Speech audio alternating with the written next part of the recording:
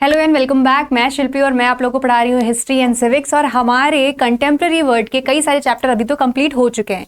कहाँ तक हो गया है? First world war, second world war, fascism और नाजिज्म कंप्लीट हो गया है। और यूएन ऑर्गेनाइजेशन कैसे फॉर्म हुआ था वो भी मैंने आपको बता दिया है completely.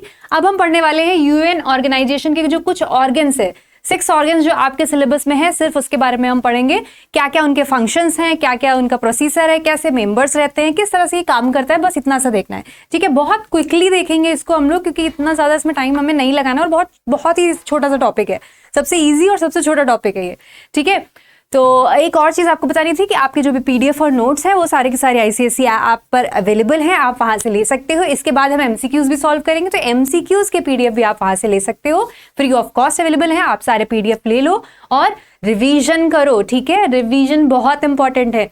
I am telling you ना कि 3 बार रिवाइज किया करो। 3 बार रिवीजन का मतलब है कि भैया अभी कर लो अपना, ठीक है, अच्छे से रिवीजन। ये नहीं कि एग्जाम आएगा तब करोगे, नहीं। जब फर्स्ट रीडिंग करते हो ना किताब की, नोट्स की, वीडियो की, मैं कह रही हूँ आप कुछ भी पढ़ो, आप कोई भी किताब पढ़ो, आप फिजिक्स पढ़ो, मैथ्स पढ़ो, कुछ भी पढ़ो, 3 टाइम्स आप अगर उसी समय पढ़ लोगे ना तो आपको चीजें याद रहेंगी। और आपके हाफ ईयरली और फाइनल एग्जाम और जो टेस्ट होते हैं ना मंथली, उसमें आपको सिर्फ एक बार रिकॉल करना पड़ेगा। And trust me, it will work.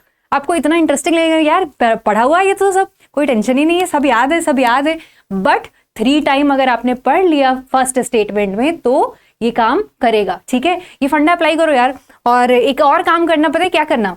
एक शीट लेना, चाहे तो आप डिजिटली शीट बना लो, चाहे तो आप पेपर पे बना लो। पेपर पे बना लो, दैट विल बी नाइस। अपने स्टडी टेबल के पास लगा दो, उसमें एक टेबल और कॉलम्स बना दो अच्छे से, और उसमें ना 1 2 3 डाल दो और एक तरफ सब्जेक्ट्स डाल दो। जब पहली रीडिंग हो जाए तो टिक कर दो, या फिर आप हेडिंग्स भी डाल सकते हो किस टॉपिक को आपने पढ़ लिया है।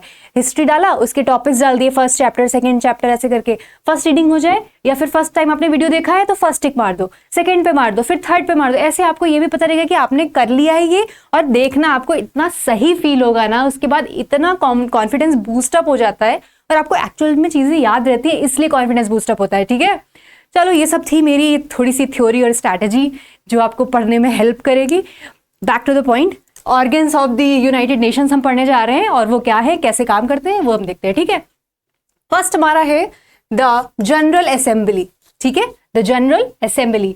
देख लो, कुछ ऐसा सा स्टेज दिखता है बढ़िया सा, एकदम चमचमाता हुआ, बहुत सारे कंट्री के लोग बैठे हुए हैं, बहुत ही बड़ी असेंबली होती है ये। ठीक है, इसमें क्या होता है कि general assembly is the main deliberative है ये। ठीक है, deliberative organ of the UN है ये। यूनाइटेड नेशन का कैसा ऑर्गन है ये? डेलिबरेटिव है जनरल असेंबली। ठीक है, इसके कॉम्पोजिशन भी हैं, आपको मैं दिख नहीं रही थी क्या?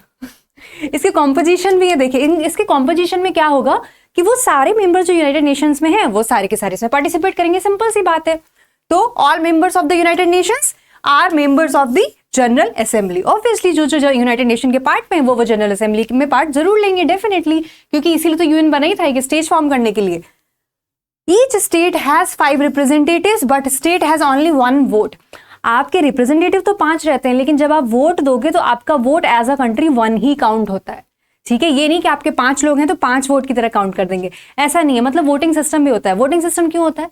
क्योंकि कोई भी एजेंडा आया, कोई भी आपका कुछ भी बिल पास करना है, कोई भी चीजें लानी है, कोई लॉ लाना है, कुछ भी लाना है इंटरनेशनली, तो यहाँ पर क्या होगा कि वो पेपर आएगा, वो फॉर्मेट आएगा, वो ड्राफ्ट आएगा, उसके बाद उस पर वोटिंग होती है।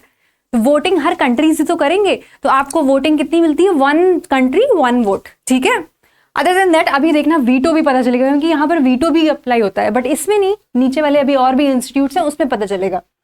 Decision on important matters are made by 2/3 majority. अगर 2/3 मेजोरिटी हो गई है तो क्या हो जाएगा? Decision has been done, voting एकदम क्लोज, और ये डिसीजन फाइनल हो जाता है। अदर देन दैट क्या होता है कि मैटर्स कौन से होते हैं जिन पर ये लोग डिसाइड करते हैं कि ये मैटर हमारे अंडर है, ये मैटर नहीं है? तो वो मैटर्स होते हैं election of non permanent members. Permanent members कौन है? आपके 5 हैं, अभी मैं आपको याद कराऊंगी 5 मेंबर। ठीक है, नेक्स्ट वाली स्लाइड में 5 मेंबर्स हैं आपके, आप उनको एकदम रट लेना। ठीक है, अदर देन दैट जो नॉन परमानेंट मेंबर है, क्योंकि 193 कंट्रीज है भाई, 193 कंट्रीज में कुछ परमानेंट है जो कि 5 ही हैं जिन्होंने फॉर्म किया था इनिशियली। ठीक है, कौन है वो 5? अगर आपको पता है तो कमेंट करो, अदरवाइज अभी मैं आपको याद कराऊंगी। ठीक है, मेमोराइज करना भी इंपॉर्टेंट है। उसके बाद आपके जो बाकी के नॉन परमानेंट हैं उनको इलेक्ट करते हैं, उनको भी वहां पर लाते हैं कि आप भी देखो कैसे काम चल रहा है, कैसे नहीं चल रहा है। ठीक है, तो वो मेंबर्स भी आपके लाए जाते हैं कहां पर, सिक्योरिटी काउंसिल में, ठीक है, सिक्योरिटी काउंसिल में नॉन परमानेंट मेंबर्स भी लाए जाते हैं। और क्या होता है देखो, admissions of new member, the suspension और exclusion of members, budgetary issues ETC, budget वाला कुछ हो गया, जैसे कि अभी इकोनॉमिक क्राइसिस आ गया और उनको चाहिए कि भाई यहाँ पर बजट एलोकेशन हो जाए, या फिर मान लो किसी भी एक कंट्री में, जैसे श्रीलंका में अभी क्या हुआ, रिसेशन आ गया ना बहुत गंदे से, तो क्या हुआ कि सबने मिल करके हेल्प करने का ट्राई किया, तो उससे रिलेटेड बजट आ गया, या फिर कोविड में जब क्राइसिस आया तो उससे रिलेटेड बजट हो गया, उसके बारे में ये सब लोग वोट करेंगे, आपस में बात करेंगे, सिक्योरिटी काउंसिल में नॉन परमानेंट मेंबर्स को भी लेकर के आएंगे। और तो और साथ में जो आपकी इंटरनेशनल कोर्ट ऑफ जस्टिस होती है वहां पर भी आपके मेंबर सेलेक्ट करने के लिए ये यहां पर आती है जनरल असेंबली, ठीक है, और उसके बाद वोटिंग होती है और फिर फाइनली जजेस बनते हैं, ठीक है। और देखो क्या होता है, पावर एंड फंक्शंस अब देख लेते हैं कि इसके क्या है, किसके, जनरल असेंबली हम देख रहे हैं अभी। तो जनरल असेंबली की पावर है कि recommendation on maintenance of international peace and security. As we know कि ऑर्गेनाइजेशन किसके लिए काम कर रहा था, पीस और आपकी किसके लिए, फ्रीडम के लिए, पीस के लिए, कि इंटरनेशनली आपकी पीस बनी रहे, अच्छे से सारी चीजें काम करे, कोई लड़ाई झगड़ा ना हो। तो ऑब्वियसली इसका मोटो यही होगा, और क्या हो सकता है। Other than that, discuss and recommendations on charter and functions of any organ, यहाँ पे ऑर्गन होगा, any organ of the united Nations. United nation के जो बाकी के ऑर्गन है ना, टोटल कितने अच्छे हैं, जो बाकी के ऑर्गन्स हैं उन सभी को में क्या काम करना है, कैसे काम करना है, वो सारी चीजें यहाँ बैठ करके पूरी डिस्कस करी जाती है। असेंबली का मतलब ये है कि भाई बैठो आराम से, बढ़िया से पूरी सभा लगाओ और बात करो, सबके सब असेंबल होते हैं ना, इसीलिए असेंबल होते हैं। फिर क्या है, प्रमोट इंटरनेशनल पीस, सेम चीज है, पीस को ही प्रमोट करना हमारा काम ही है, ऑब्वियसली इसीलिए बनी है वो जनरल असेंबली। पीसफुल सेटलमेंट, अगर कोई डिस्प्यूट हो जाए तो पीसफुल सेटलमेंट करने की बात भी करी जाती है। रशिया यूक्रेन में ट्राई किया गया है बट रशिया मानने को तैयार नहीं है, तो ऐसे चल रहा है अभी, ठीक है, अभी भी इशू चल रहा है। तो अभी क्या है, पीसफुल सेटलमेंट भी करने की कोशिश करते हैं ये लोग। Other than that, approve the budget of united nation. United nation का जो बजट होता है कि भाई इंटरनेशनली अगर कोई इकोनॉमिक क्राइसिस है या फिर आपको कुछ एक बजट देना पड़ता है ना हर कंट्री को, ताकि अगर किसी को भी प्रॉब्लम आ जाए कभी अचानक से ऑल ऑफ अ सडन, तो यूनाइटेड नेशन फंड प्रोवाइड कर सकती है, ठीक है। तो इसीलिए यूनाइटेड नेशन क्या करती है, बजट पर भी अपना पूरा अप्रूवल देती है, कौन, general assembly. Other than that देखो क्या करती है, elect non permanent members of security council. सिक्योरिटी काउंसिल के non permanent member, as I told you, पहले बता चुकी है, नॉन परमानेंट वाले जो मेंबर्स होते हैं 193 में 5 के अलावा जो बाकी के, उनको क्या करती है, ये यहाँ पर इलेक्ट करती है, ठीक है। अदर देन दैट क्या करती है, the economic council, trusteeship council, इसके भी जो आपके हेड होते हैं वो भी यहाँ जनरल असेंबली आपकी इलेक्ट करती है, ठीक है। मतलब सारे ऑर्गन का जो मेन काम है ना वो यूएन असेंबली कर रही है, ठीक है, असेंबली ही कर रही है इंपॉर्टेंट काम, फाइन। अदर देन दैट देखो, सेक्रेटरी जनरल, उनको भी अपॉइंट करने का काम इसी का ही है, ठीक है। तो आपको समझ आया इसके फंक्शन और क्या थे। आप क्विकली हम देख लेते हैं कि सिक्योरिटी काउंसिल क्या है। ये हमारा सेकेंड ऑर्गन है, किसका, यूएन का, यूनाइटेड नेशन का। देखो सिक्योरिटी काउंसिल की फोटो देखो, ये है सिक्योरिटी काउंसिल। जगह चेंज होती रहती है, बड़े सुंदर सुंदर से पूरे कॉरिडोर, ऐसे ऑडिटोरियम यूज होते हैं बड़े बड़े से।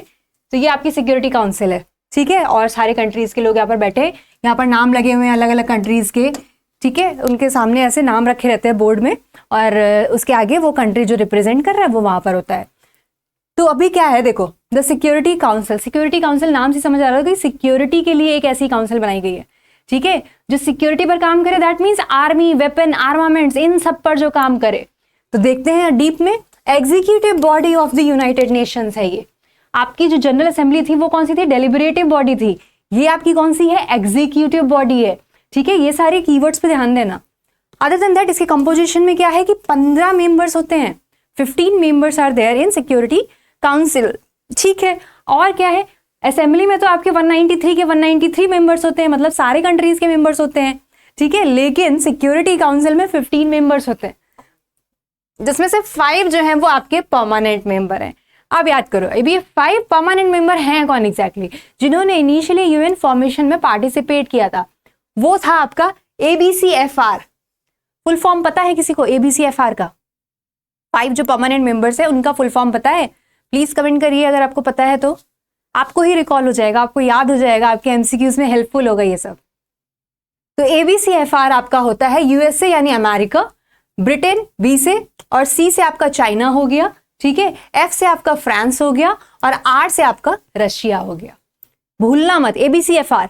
ठीक है, ये अब क्या है, ये आपके परमानेंट मेंबर हैं, 5 मेंबर जो यूएन के परमानेंट मेंबर है। कभी भी कहीं भी लिखने को आ जाए ABCFR याद कर लो, क्या ABCFR। ठीक है, सिंपल, ऐसे निमोनिक बना के याद करो, चीजें याद हो जाएंगी। मेमोरीज वाले आपके जो वीडियोस होंगे वो लास्ट में दूंगी मैं आपको, ठीक है, जब आपकी क्विक रिवीजन में आएंगे, आपको डेट्स, कीवर्ड्स सब याद कराऊंगी मैं। ठीक है, अभी तो आप समझो बस लेक्चर को। फिर देखो क्या होता है, नॉन परमानेंट मेंबर्स जो होते हैं वो कौन कौन से कंट्रीज के होते हैं, वो होते हैं आपके एफ्रो एशियन के, लैटिन अमेरिका के, वेस्ट यूरोप के और साथ में ईस्ट यूरोप के भी। ठीक है, तो नॉन आपके जो रहते हैं परमानेंट मेंबर वो भी ले लिए जाते हैं। इंडिया भी इसका पार्ट बन जाता है और ये 2 साल के लिए होते हैं। इस टाइम पे इंडिया इसका पार्टिसिपेंट बना हुआ है नॉन परमानेंट में। ठीक है, 15 मेंबर्स में ये सर्कुलेट होता रहता है, बार बार चेंज होते रहते हैं, पूरा प्रॉपरली एक इलेक्शन होता है, उसके अकॉर्डिंग यहाँ पर मेंबर्स चेंज होते रहते हैं। ठीक है, the 10 non permanent members are elected by general assembly. देख रहे हो मैंने क्या बोला, 5 तो आपके फिक्स हो गए और जो 10 मेंबर्स हैं जो कि नॉन परमानेंट हैं वो जनरल असेंबली बार बार चेंज करती रहती है, जिसमें से 2/3 मेजोरिटी फॉर अ टीम, 2/3 की मेजोरिटी होने पर वो इलेक्ट हो जाते हैं। आप देखो, the negative vote of permanent members is called veto. मान लो इंडिया को सिक्योरिटी काउंसिल का आपको नॉन परमानेंट मेंबर में आना है, 1 to 10 नॉन परमानेंट हो सकते हैं, राइट, एशियन, अफ्रीका और Latin America, west Europe, east Europe वाले। तो मान लो इंडिया को बनना है, चाइना ने क्या कर दिया, वोट कर दिया, क्योंकि चाइना आपका क्या है 5 परमानेंट में आता है। ABCFR याद करो, ABCFR में चाइना है। अगर चाइना ने इंडिया के अगेंस्ट वोट कर दिया या वीटो कर दिया, उसने अप्रूवल नहीं दिया कि ये नहीं बनेगा मेंबर, तो वहां पर ये जो नेगेटिव वोट होता है उसको हम कहते हैं वीटो। और जब ये हो जाता है तब फिर काउंसिल एकदम पावरलेस हो जाती है, फिर वो कुछ नहीं कर सकती है कि भाई अब हम इंडिया को मेंबर नहीं बना सकते क्योंकि हमारे एक परमानेंट मेंबर ने वीटो कर दिया है। ठीक है, तो जब आप न्यूज़ नहीं पढ़ते हो कि चाइना ने वीटो कर रखा है, हमारे को पार्टिसिपेट नहीं करने देते इंडिया को, तो यही चीजें हैं, ऐसे ही चाइना रोक रहा है हमको। ठीक है, और देखो क्या होता है, functions and power, maintain international peace and security. सबका फंडा वही है भैया, पीस और सिक्योरिटी का, याद कर लो, यूनाइटेड नेशन मतलब पीस सिक्योरिटी मेंटेनेंस। ठीक है, to investigate any situation, lead to international threat and take military action. As I told you, security council है तो सिक्योरिटी से रिलेटेड होगी, आर्मामेंट, वेपन्स, आर्मी, इसीलिए ये काम करती है आपके मिलिट्री एक्शन पर। कोई ऐसी सिचुएशन आ गई जहां पर आर्मामेंट्स को कंट्रोल करना है या फिर मिलिट्री को भेजना है पीस के लिए या फिर आर्मी को भेजना पड़ जाए पीस करने के लिए, तो ये काम करती है। ठीक है, ये देखो एक और फोटो जहां पे कलरफुल आपकी चेयर्स हैं, डिफरेंट ये सेगमेंट्स डिवाइड करते हैं, कौन से कंट्रीज यहाँ बैठेंगे, कौन से कंट्रीज यहाँ बैठेंगे, तो वो पिक्चर है आपकी इनिशियली। ठीक है, अदर देन दैट इनके क्या क्या प्रोसीजर, क्या क्या इनके फंक्शंस हैं वो देख लेते हैं। Formulation a system to regulate armaments. As we know military और आर्मामेंट्स पर यही काम करते हैं कौन, सिक्योरिटी काउंसिल, क्योंकि सिक्योरिटी से रिलेटेड है इसका नाम, इसलिए ये आर्मी, मिलिट्री, आर्मामेंट्स पर काम करेगा। ध्यान रखना, सिक्योरिटी मतलब सिक्योर करना। सिक्योरिटी कैसे होती है, वेपन्स जिसके पास जैसे होंगे उसके अकॉर्डिंग आप सिक्योर कर सकते हो ना। आपके पास अगर कोई वेपन है तो आप ज्यादा सिक्योर फील करते हो ना, वैसे ही। ठीक है, तो ये मत भूलना कभी। Otherwise apply economic sanction and other measures not involving the use of force और एग्रेशन। पर इसका काम यार पीस क्रिएट करना भी है, तो क्या वायलेंस करने लगता है वेपन करके या आर्मी भेज के या मिलिट्री भेज के? नहीं, बिल्कुल नहीं। अगर इसको गुस्सा आ गया है, अगर इस पूरी असेंबली को या काउंसिल को गुस्सा आ गया और वो कह रहा है कि इसको कंट्रोल करना है, तो उसके ऊपर वो सैंक्शन तो लगाएगा, बट सैंक्शन लगाएगा कौन से, इकोनॉमिक सैंक्शन लगा देता है। जैसे रशिया पर लगा दिए, अभी जब गुस्सा आ गया कि भैया कितना लड़ोगे तुम यूक्रेन से, तो रशिया पे ढेर सारे सैंक्शन लगा दिए। उन सैंक्शन में क्या होता है कि वो कई जगहों पर वो नहीं बेच सकता अपना सामान, और बहुत से लोग उसके पास सामान लेने नहीं जा सकते, ऐसे सैंक्शन लग जाता है। और जब सैंक्शन लग गया, आप उधर नहीं बेच सकते हो, आपसे कोई खरीद नहीं सकता, आप ले नहीं सकते, तो फिर क्या होगा, इकोनॉमिक क्राइसिस डेवलप होगा आपकी कंट्री में। आपकी कंट्री में इकोनॉमिक क्राइसिस डेवलप होगा, मार्केट डाउन जाने लग जाएगी। फिर क्या करोगे, आपको अल्टीमेटली वो लड़ाई बंद करनी पड़ेगी और सबसे कहना पड़ेगा ठीक है हम नहीं लड़ रहे हैं, अब हमारी जो मार्केट है उसको प्लीज आप एक्सेप्ट कर लो और हमारा सामान भी खरीदो और हमें भी खरीदने दो। समझे? इसलिए इकोनॉमिक सैंक्शन लगा देते हैं, एक तरीका है इनडायरेक्टली बिना वायलेंस किए कंट्रोल करने का लोगों को।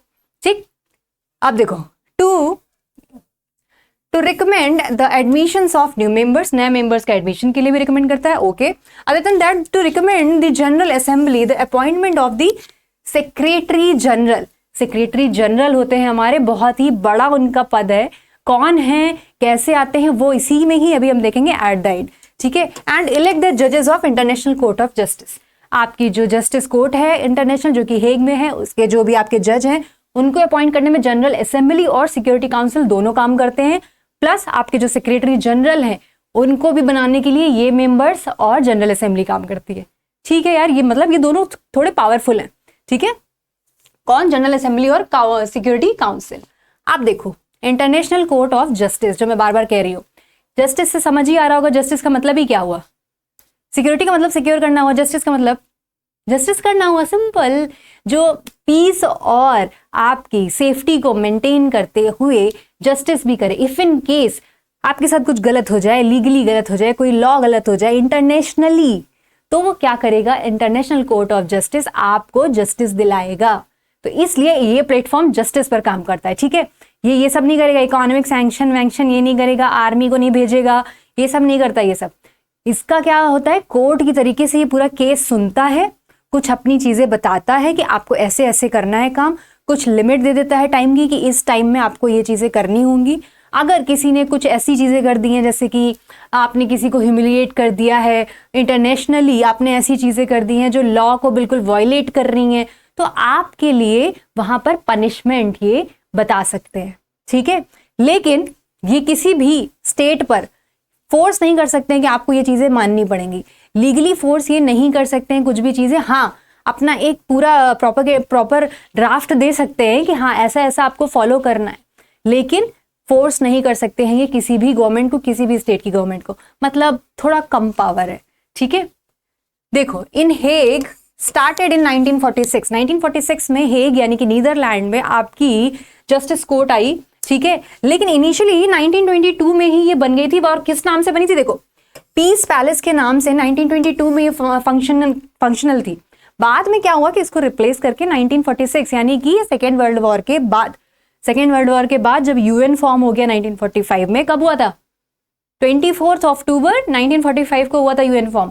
उसके बाद 1946 में आपने जस्टिस भी बना दी, जस्टिस कोर्ट बना दी इंटरनेशनल, ठीक है, ताकि लोग आए जस्टिस के लिए इंटरनेशनली यहां पर बात कर ले, ठीक है। अब देखो, अब जैसे हमारे इंडिया में नहीं होता यार, पार्लियामेंट अलग चल रही है, स्टेट वाली असेंबलीज अलग चल रही हैं, हाई कोर्ट सुप्रीम कोर्ट अलग चल रहा है, तो सब अलग अलग सिस्टम है क्योंकि सबका काम अलग अलग है, वरना सब हौच पौच हो जाएगा, सब लोग एक जैसा काम थोड़ी कर पाएंगे। अब इसका रोल देखो क्या है, डुअल रोल। एडवाइजरी रोल तो है ही, ये एडवाइस तो करता ही कि आपको ऐसे काम करना चाहिए, बट साथ में to settle issues raised by a state. अगर कोई स्टेट आपका क्या करता है कि कोई भी इशू रेज करता है तो वो एडवाइस कर सकता है, ठीक है। एंड कंपोजिशन देख लो इसका, कंपोजिशन में क्या है, जैसे अभी उसमें 15 मेंबर्स थे सिक्योरिटी वाले में, यूएन असेंबली में आपके सारे कंट्रीज थे यूनाइटेड नेशन वाले, इसमें होते हैं देखो 15 जजेस selected by general assembly and security council for 9 years, ठीक है। 9 सालों के लिए आपके जजेस लाए जाते हैं, और कौन सा लेकर के लाता है, जनरल असेंबली और सिक्योरिटी काउंसिल लेके आती है, ठीक है। ये देखो ऐसी कोर्ट दिखती है, थोड़ी ब्लर फोटो हो गई है, प्रॉपर कोर्ट जैसी दिखती है लेकिन थोड़ी इंटरनेशनल लेवल की कोर्ट है, ठीक है। तो मतलब अच्छी खासी दिखती है भाई, बढ़िया से आर्किटेक्ट है इसका। Elections held every 3 years for 1/3 of the seats. 1/3 of the seats के लिए बार बार इलेक्शन होता रहता है क्योंकि रिटायरमेंट भी होता रहता है, ठीक है। इन शॉर्ट टोटल 15 होने चाहिए, और अभी इंडिया के भी एक वहां पर जज अपॉइंट हुए हैं, गूगल करना, ठीक है। The court elects it's president and vice president for 3-year term. 3-year term के लिए एक प्रेसिडेंट और वाइस प्रेसिडेंट भी है। 15 जजेस तो हैं ही, पर उनके भी एक हेड बना दिए जाते हैं, प्रेसिडेंट और वाइस प्रेसिडेंट, ठीक है। और क्या है, पावर एंड फंक्शन देख लेते हैं कि जस्टिस वाला करता क्या एग्जैक्टली। ओनली मेंबर स्टेट, एक सेकेंड, ओनली मेंबर स्टेट्स में apply to and appear before the court. मतलब जो मेंबर्स होंगे 193 जो यूएन के मेंबर्स है, वही इसमें पार्टिसिपेट कर सकते हैं 15 जजेस के लिए, बाहर से कोई नहीं आ सकता है, ठीक है। उन्हें ही जस्टिस मिलेगी, उनके हर बात सुनी जाएगी जो हमारे ऑलरेडी यूएन में पार्टिसिपेंट है, जो पीस चाहते हैं। The court decides cases in accordance with the international treaties and conventions. अगर कोई ट्रीटीज और कन्वेंशंस हुई हैं और उसके बारे में काम सही से नहीं हो रहा है, तो कोर्ट उस पर एक्शन ले सकती है कि आपने ये ट्रीटी क्यों नहीं फॉलो की, या फिर इस ट्रीटी के अकॉर्डिंग काम क्यों नहीं हुआ, तो उस पर international court of justice action ले सकती है। Other than that voluntary jurisdiction भी है, when any state agree to take the issue to it. अगर कोई स्टेट को यानी कि कोई कंट्री अपना खुद का इशू, कोई पर्सनल इशू है या फिर ऐसा कोई इशू है कि मान लीजिए हमारा जम्मू कश्मीर वाला इशू जो काफ़ी पहले जा चुका है यूएन में, जिसकी वजह से काफ़ी सारी कंट्रोवर्सी हुई थी, वो एक अलग कॉन्सेप्ट है। हाँ, बट ये इसी तरीके की चीज़ थी कि स्टेट ने क्या किया, वो सोची कि यूएन के पास ले जाते हैं मुद्दा तो सॉल्व हो जाएगा। तो भैया यूएन के पास ले गए तो थोड़ा सा और कॉम्प्लिकेटेड हो गया वो, उसकी वजह से हमारा मुद्दा जो हमारा इशू था जम्मू कश्मीर वाला पाकिस्तान को लेकर के, थोड़ा और कॉम्प्लिकेटेड हो गया। ठीक है, तो अगर कोई स्टेट खुद से चाहती है वॉलंटरली कि आप हमारे इस इशू में देखो और हमें जस्टिस दिला दो या फिर लॉ के अकॉर्डिंग काम कर दो, तो वो इंटरफेयर कर सकती है, अदरवाइज नहीं करेगी। ठीक है, कंपलसरी जुडिडिक्शन में क्या होगा, कंपलसरी में वो होगा कि अगर डिस्प्यूट्स हो जाते हैं कहीं पर भी किसी भी कंट्रीज के बीच में, तो कंपल्शन है भाई इसका कि इसको करना ही करना पड़ेगा, क्योंकि पीस को क्रिएट करना यूएन का काम है, तो आपको आना ही पड़ेगा। लेकिन एक चीज और है, देखो, its jurisdiction extend to disputes related to the interpretation of international law and compensation to be made for breach of international obligation।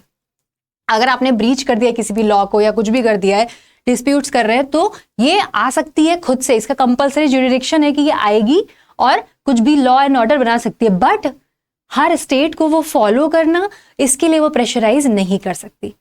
ठीक है, वो एक तरीके से रिकमेंडेशन दे सकती है बट प्रेशराइज नहीं कर सकती है किसी चीज को फॉलो करने के लिए। फाइन, ठीक है, क्योंकि हमारी सॉवरेनिटी है भाई, हमारी तो क्या कहते हैं उसे, हमारा कंट्री हमारे हिसाब से तो चलेगा, दूसरे के हिसाब से थोड़ी चलने लगेगा, इसलिए हमें लगने लगेगा ना कि उसने इंटरफेयर कर दिया, इस वजह से। अब देखो, द इकोनॉमिक एंड सोशल, ये एक्स्ट्रा क्यों बन जाता है, the economic and social council. Economic and social council नाम से ही समझ आ रहा होगा, जो इकोनॉमिकली भी हेल्प करे और सोशली भी हेल्प करे। ठीक है, हमारी जिंदगी के दो ही मुद्दे, एक आपका पैसा, दूसरा आपका समाज, यानी कि इकोनॉमिकली भी आप सही होने चाहिए और दूसरा सोसाइटी वाइज भी चीज़ें ठीक होनी चाहिए। या अगर आप इकोनॉमिकली वीक हो गए तो भी परेशान, अगर आपकी सोसाइटी अच्छी नहीं है तो भी परेशान, तो यानी दोनों में हेल्प होनी चाहिए। ठीक है, तो ये आपका इकोसॉक आपका रहता है, ये आपका क्या है, ये तो फ्लैग है आपके यूएन का, इसी में इकोसॉक लिखा हुआ है, इसको इकोसॉक भी बोलते हैं। ठीक है, इकोनॉमिक काउंसिल और सोशल काउंसिल, ठीक है, इसलिए इसको इकोसॉक भी बोलते हैं। अगर इन शॉर्ट कहीं आपको शॉर्ट फॉर्म में दिख जाए कि इकोसॉक क्या है तो आप समझ जाना। ठीक है, कि आपका इकोसॉक क्या है, इकोनॉमिक एंड सोशल काउंसिल है। ठीक है, तो इसमें क्या है, responsible for promoting higher standards of living, full employment and economic and social programme. Simple सी बात है, एज आई टोल्ड यू भैया, इकोनॉमिकली और सोशली दोनों तरीके से जो हेल्प करे वही हमारी इकोनॉमिक काउंसिल है। मतलब कोई भी इंसान, कोई भी ह्यूमन, कोई भी जानवर, कहीं भी आपकी जो चीज़ें हैं वो इकोनॉमिकली और सोशली ग्रो करनी चाहिए, डिप्लॉय नहीं करनी चाहिए। आपकी भी चीज़ें जो है वो ग्रोथ में होनी चाहिए, डेवलपमेंट होना चाहिए इन शॉर्ट। ठीक है, हर बंदे का डेवलपमेंट करना, ठीक है, सोशली भी और इकोनॉमिकली भी, ये काम है इकोसॉक का। देख लो फोटो इकोसॉक की कमेटी की, आप देखो। नेक्स्ट क्या है, the trusteeship, this is 5। Okay, the trusteeship, trusteeship से समझ आता है किसी की जिम्मेदारी ली होगी, यानी कि चलो देखते हैं किसकी जिम्मेदारी ली और क्यों ली, ये भी देखना। एक छोटी सी स्टोरी टाइप है। ट्रस्टीशिप काउंसिल क्या करती है, it is in charge of all territories. ऐसी टेरिटरीज पर ये एडमिनिस्ट्रेशन करती है जो टेरिटरीज सेकेंड वर्ल्ड वॉर के बाद सेल्फ फ्रीडम नहीं ले पाई थी। ठीक है, वो फ्री नहीं थी, लेकिन उन पर क्या था कि भाई कोई रूल भी ना कर सके। अगर वो फ्रीडम नहीं ले पाई हैं, इंडिपेंडेंट नहीं हो पाई हैं, बट उन पर कोई रूल भी ना कर ले, इसलिए यूएन ने क्या किया कि ठीक है, मैं आप लोगों का एडमिनिस्ट्रेशन देख लूंगा जब तक आप पूरी तरह से सही से आप इंडिपेंडेंट होने के लिए नहीं रेडी हो जाते हो। कोई कंट्री इंडिपेंडेंट कैसे नहीं हुआ, क्योंकि हो सकता है कि उनके यहाँ सिविलियंस इतने कमजोर हों, हो सकता है उनके यहाँ इकोनॉमिक क्राइसिस हो सकता है उनके यहाँ रिसोर्सेज क्राइसिस हो, इसलिए यूएन ने उनको हेल्प किया एडमिनिस्ट्रेशन चलाने में। ठीक है, पर 1994 में क्या हुआ कि आपका जो लास्ट कंट्री था, ठीक है, वो था आपका कौन सा, दिखेगा भी ये लिखा हुआ है, एक सेकेंड रुके मैं ढूंढ लेती हूँ। हाँ, ये रहा आपका पलाऊ जो कंट्री था, that was last country in 1994, 25 मई को, जो कि फ्री हो गया था यूनाइटेड नेशन से, और उसके बाद से इसने अपना फंक्शन करना बंद कर दिया, क्योंकि जितने भी कंट्री सेकेंड वर्ल्ड वॉर के बाद जो अपने आप को सेल्फ इंडिपेंडेंट नहीं कर पाए थे, जो ट्रस्टी की तरह जिनके लिए ये काम कर रहा था यूएन, तो वो सारे कंट्रीज इसमें आते थे, ठीक है, उनको एडमिनिस्ट्रेशन ये करता था। फिर धीरे धीरे धीरे धीरे एक एक करके सब फ्री होते चले गए, और एट द एंड 1994 में जो पलाऊ बचा था वो भी सबसे लास्ट में फ्री हो गया, सबको फ्रीडम मिल गई, सब मजे में रह रहे हैं, ठीक है। ट्रस्टीशिप सिस्टम इस तरीके से काम करता है कि आप कहीं पर एडमिनिस्ट्रेशन चला रहे हो, क्यों? क्योंकि वो लोग इंडिपेंडेंट नहीं हो पा रहे हैं, सक्षम नहीं है, ठीक है, इंडिपेंडेंट होने में कुछ दिक्कतें हैं, कुछ इश्यूज हैं, जिसकी वजह से तो क्या है कि हम उनका एडमिनिस्ट्रेशन चला रहे हैं, क्योंकि हम कर सकते हैं यार, हमारे पास इकोनॉमिकली भी चीजें हैं, पढ़े लिखे भी हैं, ठीक है, हम एडमिनिस्ट्रेशन चला सकते हैं। इसलिए तो जब तक वो प्रॉपरली फ्री नहीं हो जाते या फिर वो किसी और फ्री कंट्री के साथ कोलैब नहीं कर लेते, तब तक हम उनका टेक केयर करेंगे, ठीक है। तो यूएन ने उनका टेक केयर भी किया, यानी कि जो कंट्रीज बेचारे से रह गए थे उनका टेक केयर भी किया यूएन ने। अब देखो, अच्छी चीज है यूएन, नहीं, सारी चीजें हैंडल कर रही है इंटरनेशनली। द सेक्रेटरिएट, ये हमारा लास्ट ऑर्गन है हमारे यूएन का, द सेक्रेटरिएट, और सबसे ज्यादा पावरफुल, ठीक है। ये फोटो देख रहे हो, ये फोटो देखो, और इनका नाम मैंने नहीं लिखा है, आप मुझे इनका नाम बताएंगे, ठीक है, आप मुझे इनका नाम बताइए कि ये कौन है, कैसे काम कर रहे हैं, और इनका पोस्ट तो मैं खुद ही बता रही हूँ, द सेक्रेटरिएट, ठीक है, सर्च करो इनका नाम और रट लो, याद है। चलो, it is the chief administrative office of the UN, जो आपका हेड ऑफिस है, जैसे हमारे यहाँ सेक्रेटरी होता है ना, आईएएस ऑफिसर्स जो जहां पर जाते हैं, तो वैसे ही यूएन का सेक्रेटरिएट ऑफिस होता है, जहां से फाइनली चीजें एडमिनिस्टर होती हैं, जहां से चीजें प्रॉपरली फॉर्म होती हैं, जहां से सारी पॉलिसीज काम करेंगी, जो पूरी तरह से सभी के बीच कम्युनिकेशन का काम करेगा। एक ऑफिस होना तो जरूरी है ना, पार्लियामेंट होना is a fine thing, parliament है, रेल मिनिस्टर है, सब कुछ है, लेकिन जब तक एक प्रॉपर सचिवालय जिसे हम कहते हैं, जो सेक्रेटरिएट ऑफिस है, वो नहीं होगा, तब तक हमें कैसे पता चलेगा कोऑर्डिनेशन सारे कंट्री का। इसी तरीके से यूएन में सेक्रेटरिएट है, ठीक है, तो it is the chief administrative office of the UN and its function is to coordinate and supervise the activities of UN organ, मतलब जो ओवरऑल यूएन के ऑर्गन्स हैं उनकी एक्टिविटीज, उनकी चीजें, सब कुछ को बढ़िया से देखना, कम्युनिकेट करना, ऑर्गन्स को सारा बढ़िया से ऑर्डर में रखना चीजों को, ठीक है, क्या चल रहा है क्या नहीं चल रहा है। Its head secretary who provides overall administration guidance, other functions इसके क्या है, जो पूरी तरीके से गाइडेंस प्रोवाइड करता है। Obviously as I telling you कि भैया एक ऑफिस होना चाहिए जो पूरी पॉलिसीज को सब कुछ एक जगह से बैठ के देख सके और कोऑर्डिनेट भी कर सके। तो इनके काम और क्या क्या होते हैं, to gather and prepare background information on various issues on that government delegates can study the facts and make recommendations. अगर कोई इश्यूज चल रहा है तो उसके बारे में चर्चा कहाँ से होगी, अचानक से थोड़ी ना कहीं से चर्चा होगी। इनके ऑफिस में बैठ करके सब देखते रहते हैं कि क्या इश्यूज चल रहे हैं, क्या इश्यूज चल रहे हैं, इनके पास सारे फरमान जाते हैं, सारे फैक्ट्स इनके पास जाते हैं और ये सबको फैक्ट्स करते हैं कि भैया ऐसे ऐसे करो, ये करो, ये नहीं हो पा रहा, ये नहीं हो पा रहा, इनको सब पता रहता है, ठीक है, officially. To organize international conference, international conference इतनी सारी होती रहती हैं यूएन की, वो सब कुछ ऑर्गेनाइज करना इन ऑफिस वालों का काम है, ठीक है। To translate speeches and distribute documents into the UN official language. Official language कौन सी थी, फ्रेंच इंग्लिश, याद है, फ्रेंच इंग्लिश जो डॉक्यूमेंट्स में थी, अदरवाइज तो 6 लैंग्वेजेस थी, लेकिन जो लिखने के लिए थी वो वाली लैंग्वेजेस सिर्फ 2 थी। तो वो उस लैंग्वेज में डॉक्यूमेंट्स प्रोवाइड करवाना, सभी को डॉक्यूमेंट्स भिजवाना, सारी नोटिस का काम करवाना इनकी जिम्मेदारी है, ठीक है। बाकी चर्चा वर्चा करना तो असेंबली है, सिक्योरिटी है, सब कुछ है, लेकिन काम एक्चुअल में कौन करेगा, सेक्रेटरी का ऑफिस करेगा, ठीक है। उसके बाद to keep the public informed about the work of united nation. United nation exactly कर क्या रहा है, क्या अपडेट्स हैं, सारा डेटा DBMS है समझ लो, सारा डेटा एक्सेल शीट पे बना के ये देते हैं, ठीक है। अब इनका नाम आप बताएंगे, क्या है इनका नाम, कौन है ये, ठीक है। चलो, आपके ऑर्गन्स जो हैं यूएन के वो कंप्लीट हो गए और यूनाइटेड नेशन इसी के साथ खत्म हो गया है। इसके बाद हम MCQ करेंगे यूनाइटेड नेशन के, फिर उसका जो नेक्स्ट चैप्टर है उस पर स्विच करेंगे। एजेंसीज को हम बहुत क्विकली देखेंगे क्योंकि बहुत ज़्यादा डीप में देखने का कोई फायदा नहीं है, इनको थोड़ा सा अंडरस्टैंडिंग करनी है। बाकी कीवर्ड्स है वो मैं क्विक रिवीजन में याद ही करा दूंगी, आपको टेंशन मत लो। बस एक काम ये करना कि 3 बार जरूर पढ़ लेना, चाहे वीडियो पढ़ लो, चाहे PDF पढ़ लो, चाहे बुक से पढ़ लो, बट 3 बार पढ़ लो, ठीक है। एग्जाम में टेंशन पूरी आधी से भी कम हो जाएगी, 20% टेंशन बचेगी, खाली 80% आप काम पहले ही कर चुके होगे, ठीक है। चलो ठीक है, फिर all the best, take care, bye.